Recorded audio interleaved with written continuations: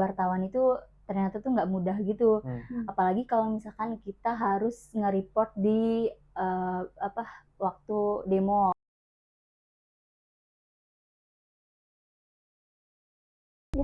Halo para pejuang SMA dan SMK di luar sana, selamat datang di podcast Majalah Sunday, tempat kita ngobrol santai tentang masa depan dan kehidupan kuliah. Gue Kristo yang bakal nemenin kalian di segmen Bekal Masuk Kampus. Di sini gue nggak sendirian nih, karena kedatangan dua narasumber mahasiswa dari jurusan jurnalistik.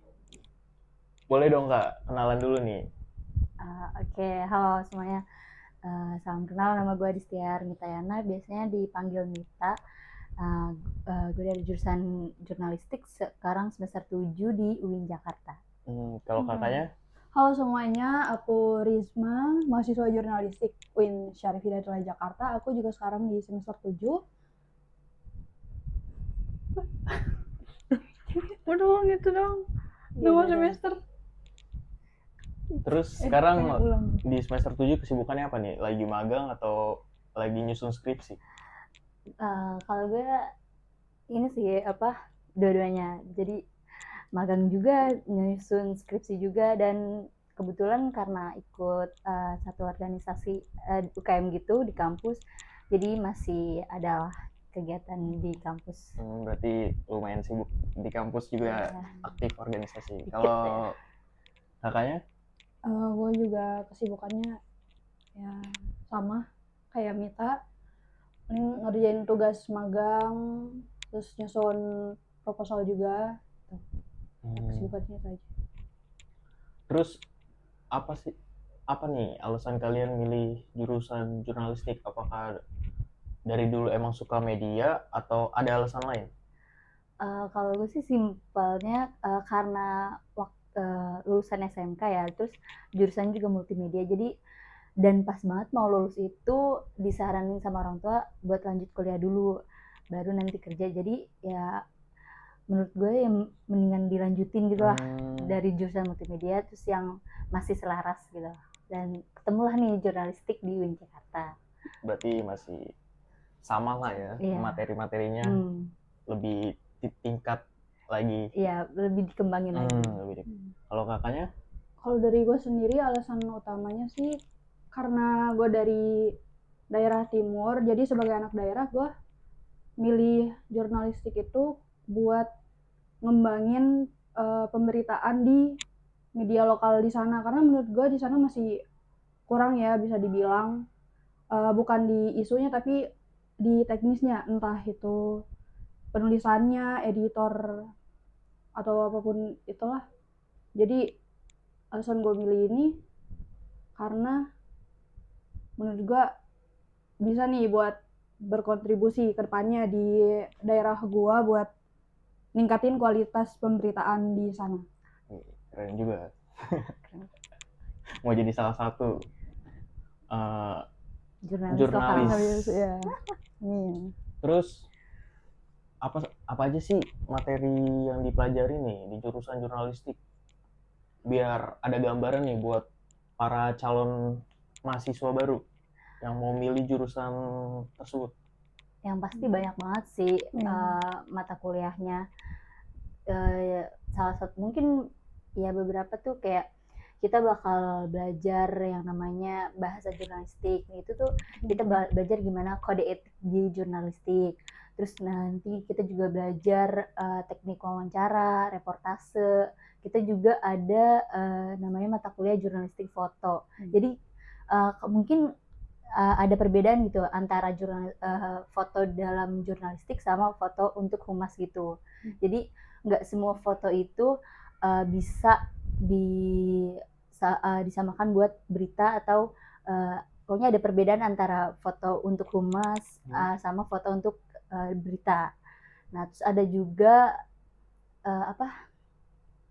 teknik produksi TV dan radio. Jadi itu kita benar-benar gimana sih di depan kamera tuh biar sebagai wartawan yang profesional, terus penggunaan bahasanya yang lebih baik gitu. Terus penulisan dalam artikelnya juga kita benar-benar diajarin banget, belajar banget ya. Ada lagi nggak? Ada lagi nggak nih tambahannya? Udah kayak itu sih. Terus kalau kakaknya sendiri fokusnya kemana kalau di jurnalistik? Bagian fokusnya tuh kan ada biasanya kameramen, terus ada editing, terus ada jadi reporternya. Fokusnya kemana? Kalau gue pribadi tuh lebih sukanya mungkin jadi reporternya gitu. Jadi gue yang cari beritanya, gue yang bikin artikelnya itu bener-bener menantang gitu kan. Apalagi di bagian wawancara ke narasumbernya. Nah, kayak gini kan biasanya kita nih yang mewawancari orang, tapi sekarang nih kita yang diwawancarain gitu kan. Kayak itu bener-bener menantang banget sih. Apalagi kan buat kita wawancara ke narasumber yang nggak kenal, terus gimana kita ngomongnya biar lebih sopan gitu, biar narasumbernya tuh bener-bener nyaman ke kita gitu. Terus kalau kakaknya sendiri? Kalau dari gue pribadi lebih fokus karena gue juga suka bagian fotografi sama videografi, jadi gue lebih fokus ke jadi kamera person gitu. Dan gue juga fokus ke editing. Gue suka nulis, tapi juga suka ngedit tulisan kayak bisa bikin bentuk koran atau majalah mungkin. Berarti ngeditnya kayak tulisan, bukan ngedit kayak video gitu? Video juga termasuk. Terus selama kuliah di jurusan jurnalistik nih, apa sih tantangan terbesar kalian nih? Terus gimana cara menghadapinya, mengatasinya? Tantangan terbesar ya, aduh banyak sih sebenarnya. Kan kita tuh sebagai maksudnya kalau di jurusan jurnalistik tuh biasanya kan kita bakal diarahkan untuk menjadi seorang wartawan gitu. Nah, jadi wartawan itu ternyata tuh nggak mudah gitu. Apalagi kalau misalkan kita harus nge-report di waktu demo. Nah, itu kan kita sebagai bagian pers itu belum tentu bisa menjadi orang yang aman gitu, biar nggak ini. Nah, itu tuh benar-benar tantangan banget, gimana caranya biar kita bisa mendapatkan momen di demo itu tapi kitanya juga tetap aman. Itu benar-benar menantang banget. Berarti udah pernah sewaktu situasi demo tuh kakaknya ngeliput gitu? Nah, belum sih, tapi kayaknya kalau ada kesempatan boleh dicoba. Oke. Kalau kakaknya? Tantangan terbesar mungkin di manajemen waktu ya. Apalagi sebagai jurnalis kita kan kejar-kejaran ya. Misal nemu isu atau kejadian yang mendadak kayak kebakaran mungkin, kita langsung ngejar nih, nyari narsumnya, nyari semua info yang ada di situ. Terus balik dari situ juga kita harus langsung nulis, mikirin captionnya, mikirin isi artikelnya, informasinya semua harus disusun yang benar, akurat, biar bisa bisa dikonsum sama yang publik. Iya, konsum sama publik dengan baik gitu. Berarti udah pernah terjun langsung dong waktu saat ada kejadian-kejadian gitu, atau kayak tadi kebakaran, pernah langsung diliput terus dijadikan berita? Udah pernah? Pernah. Kalau untuk ya kebakaran juga peristiwanya udah pernah terjun langsung gitu. Nah, itu udah biasanya dapat info atau emang lagi pas banget nih lewat nih? Lagi pas banget itu. Jadi lagi jalan tiba-tiba ada asap nggak tahu dari mana, terus udah ini bagus nih misal diangkat jadi isu, siapa tahu bisa kan kita bisa jual karya kita sendiri, entah itu dari foto gitu kan, itu bisa dijual ke media yang gede gitu. Bisa jadi portofolio juga sih buat kita. Kalau kakaknya juga pernah kayak? Aku agak lupa sih. Kayak spontan gitu kayak? Agak lupa sih. Cuman kayaknya pernah, cuman bukan kayak kebakaran itu, mungkin lebih ke entah itu kecelakaan atau apa gitu. Soalnya kan jadi waktu itu tuh pernah ada kecelakaan di depan kampus. Nah, itu tuh kan lumayan agak susah sih buat kita nanya kan karena pasti lebih mengutamakan korbannya dulu buat diselamatkan kan. Sedangkan kita sebagai wartawan tuh pasti harus ngejar buat dapetin jawaban-jawaban dari narasumber. Kayak saksi mata gitu. Nah iya, saksi mata.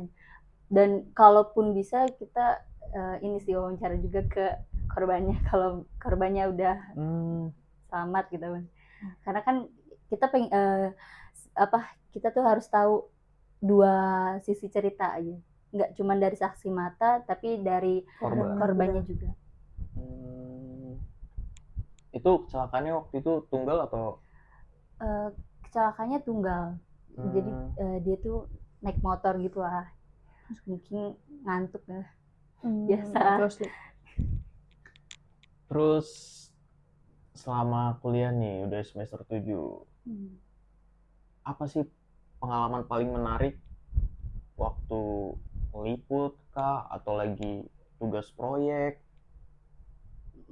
Ada, kita tahun semester lalu itu kita ada dapat kesempatan visit kampus ke Kompas. Oh, kompas.com. Ya, gedungnya, medianya. Nah, jadi sekaligus itu tuh kayak tugas dari mata kuliah. Nah, kita visit ke Kompas itu waktu itu malam kan, jadi kita bisa juga dapat kesempatan buat lihat produksi koran-korannya. Itu benar kita sampai ke ke pabriknya, ke pembuatan korannya. Terus kita awalnya dari gimana cara layout Kompas ini sebelum dijadikan koran, terus nanti baru kita pindah ke gedung selanjutnya buat lihat produksi korannya. Kalau kakaknya sendiri ada nggak selain kunjungan visit ke Kompas? Dari gua yang itu tadi liput peristiwa kebakaran. Terus ada lagi jadi kita pernah belajar itu matkulnya jurnalistik foto. Nah, itu benar-benar bikin resah sih. Karena kenapa tuh? Kita harus mikir isunya menarik, tapi bukan isunya doang, harus fotonya. Jadi isunya harus bagus, fotonya juga harus bagus. Terus ditambah kan dikejar deadline juga kan. Jadi kita harus benar-benar bikin semuanya tersusun rapi, terus ya tadi menarik. Ditambah bukan foto sama isunya doang, tapi captionnya, sama captionnya. Nah di situ itu benar-benar bikin stres karena gue udah nggak nemu isu yang menarik di Jakarta karena nggak mau sama juga kan sama yang teman-teman yang lain. Jadi langsung mikir nih apa cari isu di daerah gue aja ya gitu. Jadi benar-benar ngejar deadline yang tinggal seminggu itu, langsung pulkam nyari isu di sana yang ternyata langsung nemu gitu. Nah dari situ mikir kayak ternyata jurnalis tuh kita harus punya kepekaan di lingkungan kita gitu. Entah lingkungan kita atau lingkungan di luar kita juga, kita harus pinter-pinter peka sama pinter adaptasi gitu. Ya itu sih kesan pengalaman paling menarik.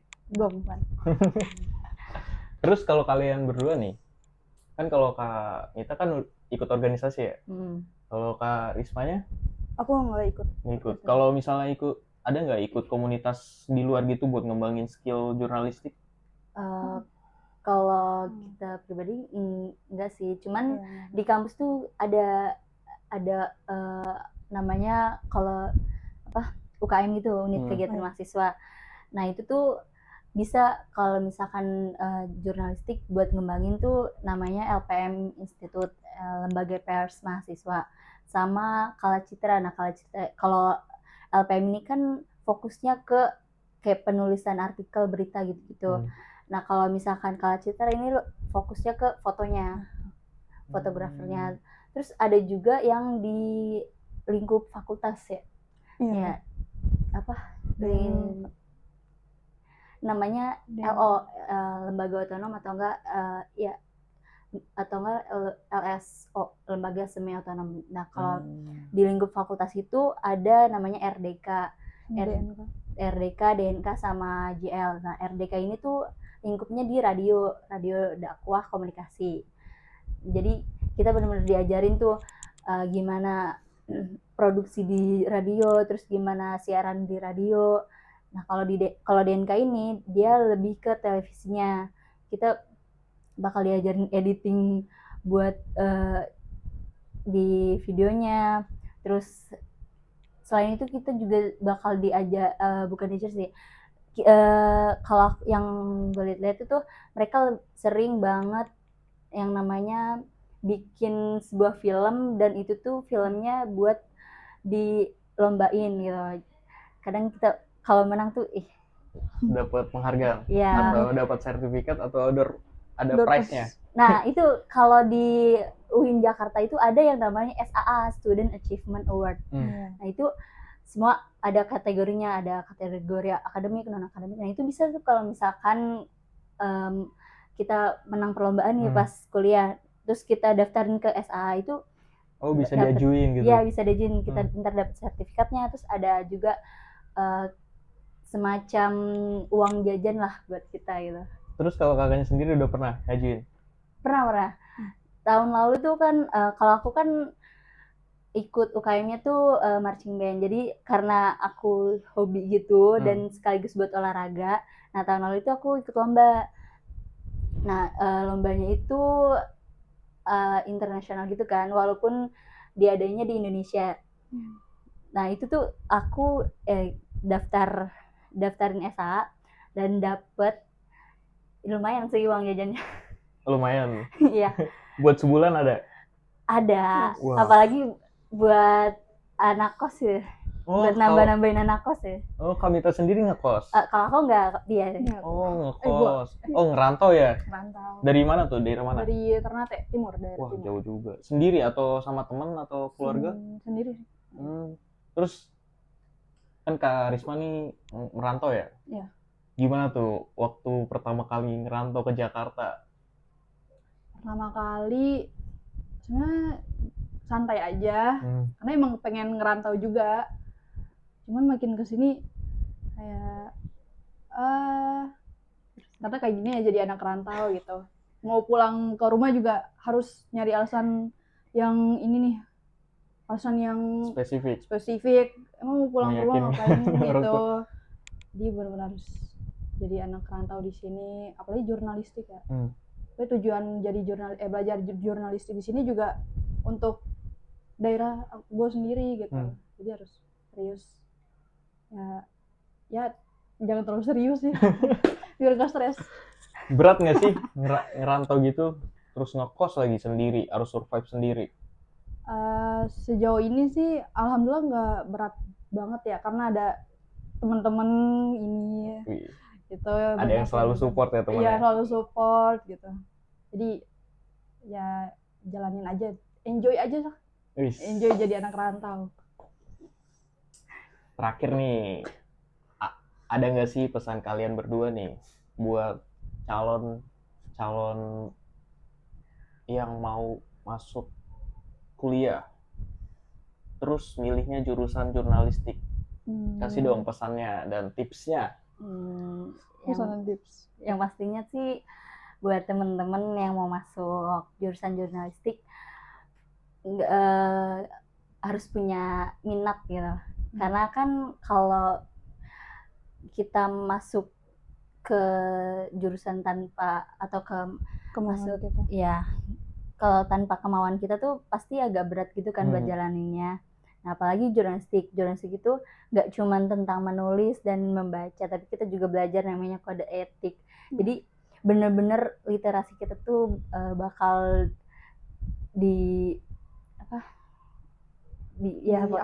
diasah banget ya Maya. Bener-bener. Dan kita juga nggak cuma tentang literasinya, tentang ininya, tapi benar-benar kita harus gimana sih kita bisa kalau jadi wartawan tuh bisa netral di antara publik dengan politisi lah atau apa gitu. Pokoknya benar-benar jadi pihak netral gitu. Dan itu harus banget. Itu aja sih mungkin. Kalau buat Karisma? pesan dari Kakak Risma buat yang suka komunikasi, suka storytelling, suka nulis, suka kepo, ngulik gitu, cocok banget buat masuk ke jurnalistik. Dah gitu aja. Oke. Terima kasih banyak nih Kak, udah mau berbagi cerita keren dan insight yang menarik juga. Buat Saners, semoga obrolan ini menjadi bekal kalian untuk memulai perjalanan masuk ke dunia kampus. Gua Kristo dan dua narasumber kita pamit undur diri. Bye-bye. Bye.